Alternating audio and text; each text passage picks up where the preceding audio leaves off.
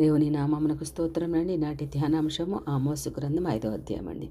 3-4 అధ్యాయములలో ఇశ్రాయేలులో తప్పులు చేసిన, పాపం చేసిన, విగ్రహారాధికులైనప్పటికీ కూడా వారిని శిక్షిస్తానని చెప్పినప్పటికీ కూడా వారి యొక్క హృదయ కాఠిన్యము, అపవిత్ర ఎంతో భయంకరంగా ఉన్నదని అర్థమైందండి. దేవుని హెచ్చరికలు అవకాశములను తృణీకరించి నిత్య శిక్షను కొని తెచ్చుకున్నారండి. అయినను ఆమోస్ మాత్రము దేవునిని ఆయన గొప్ప కార్యములను జ్ఞాపకం చేసి స్తుతిస్తున్నాడండి.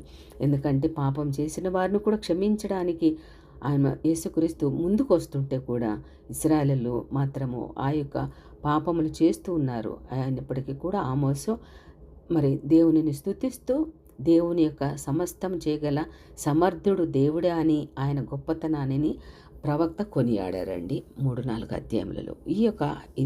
ఈ దినమున 5వ అధ్యాయంలో 1-3 వచనములలో ఇశ్రాయేలీయుల మీదకి దేవుడు పంపించే శిక్ష నుండి తప్పించుకుని వారు బహు తక్కువ మంది అండి. అత్యధికులు మరణవాత పడుదురని హెచ్చరించుచున్నాడు.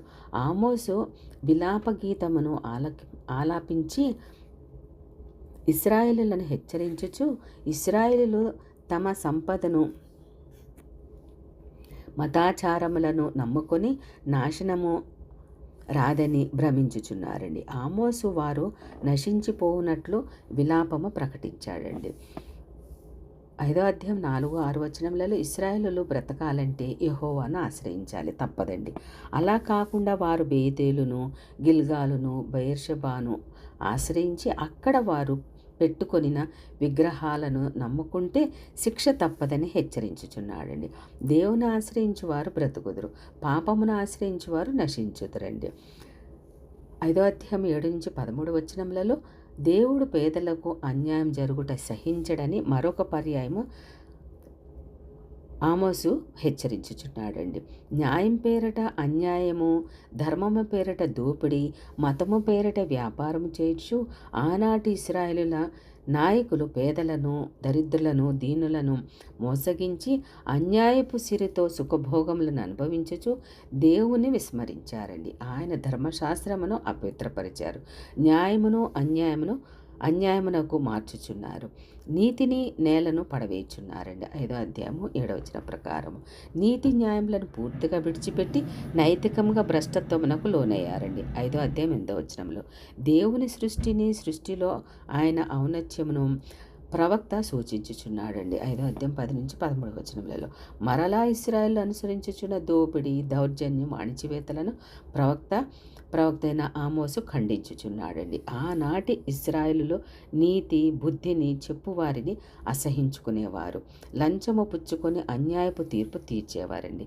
దరిద్రుల యొద్ద పంట మోపులను పట్టుకొనుచు వారిని మరింత పేదరికంలో అణగదొక్కుచున్నారండి. వారు మాత్రము మలుపురాళ్ళు, చలవరాళ్ళు భవనములలో సుఖభోగములను అనుభవించుచున్నారు. వారి అపరాధములు విస్తారములైనవని 5వ అధ్యాయం 12వ వచనం తెలియజేస్తుందండి.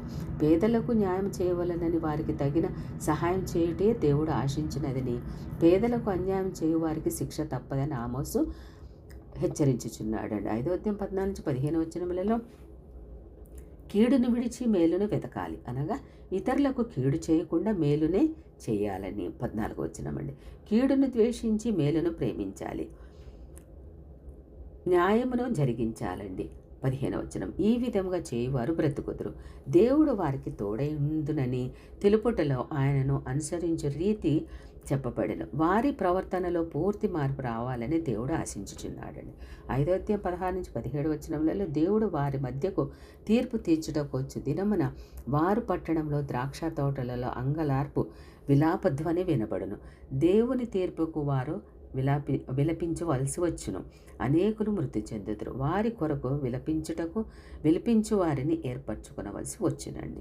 5వ అధ్యాయం 18-20 వచనములలో యెహోవా దినము అంధకార దినము, ఘోర శ్రమ దినము, దాని యందు మరణము రాజ్యమేలునని ఎవరునూ తప్పించుకొనలేరు. దానిని చూడాలని ఆశించు వారికి శ్రమ అని ఇశ్రాయేలులకు కలుగబోవు శిక్షతో పాటు భవిష్యత్తులో అంత్య దిన తీర్పును గురించి కూడా ప్రస్తావించబడిందని. మారు మనసు పొంది దేవుని తట్టు వచ్చిన వారిని దేవుడు ఆ దినమున రక్షిస్తాడు అని హెచ్చరిస్తున్నాడండి ఆమోసు. మారు మనసు పొందక కఠిన మనసులు గల వారిని దేవుడు శిక్షించును. ఆయన శిక్ష నుండి ఎవరు తప్పించుకొనలేరండి. అది ఇశ్రాయేలులు అవ్వచ్చు, యూదావారు అవ్వచ్చు, శత్రు రాజ్యంలో అవ్వచ్చండి, రాజులైనప్పటికీ కూడా. 5వ అధ్యాయం 21-25 వచనములలో దేవుడు ఇశ్రాయేలులను అక్రమ అన్యాయ జీవితం జీవించుచు దేవుని పండగ దినములలో వ్రత దినములను, దహన బలులను, నైవేద్యములను, సమాధాన బలులను అర్పించుటను దేవుడు వ్యతిరేకించుచున్నాడండి. వారు ముందు నీతి న్యాయములను జరిగించాలి.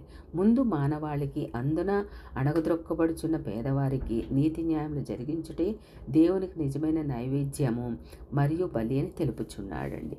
ప్రవక్త అయిన ఆమోసు తన ప్రజలు అన్యాయము అవినీతి చేత బాధపడుచుండగా వారిని అణిచివేయుచున్న వారి క్రొవ్విన మాంసపు బలులు నాకు అవసరం లేదని హెచ్చరించుచున్నాడండి. దేవునికి ఆచారబద్ధమైన ఆరాధన అవసరం లేదు. ఆత్మ సంబంధమైన ఆరాధన ఆయనకు కావాలి. అట్టి ఆరాధన తన స్వరూపములో ఉన్న మానవులకు సహాయపడాలండి. మానవునిలో ఆయన ఆత్మరూపిగా ఉండుట వలన వారికి నీతి న్యాయములు జరిగించుటయే నిజమైన నైవేద్యం అవుతుందండి. ఇశ్రాయేలు 40 సంవత్సరముల అరణ్యయాత్రలు వారు దేవునికి ఏ బలులు అర్పించగలిగారు? బలులు అర్పించమని ఆయన ఒత్తిడి చేయలేదే. ఇప్పుడు వారు విగ్రహారాధన చేయుచునే, అన్యాయ అక్రమ కార్యములు చేయుచునే దేవుని ఆరాధించవలననే తలంచుటను బట్టి దేవుడు వారి ఆరాధనను తృణీకరించుచున్నాడండి. పేదలకు అన్యాయం చేస్తూ న్యాయవంతుడైన దేవుని ఆరాధించలేమండి. 5వ అధ్యాయం 26-27 వచనములలో ఇశ్రాయేలు వారు మొలేకు గుడారమును, విగ్రహముల బలిపీఠములను మోసుకొని ఊరేగింపుగా వచ్చుటను దేవుడు ఖండించుచున్నాడు. ఇశ్రాయేలులో నక్షత్రములను, గ్రహములను సహితము ఆరాధిస్తున్నారని రాజుల 2వ గ్రంథం 23వ అధ్యాయం 4-5 వచనం తెలియజేస్తుందండి.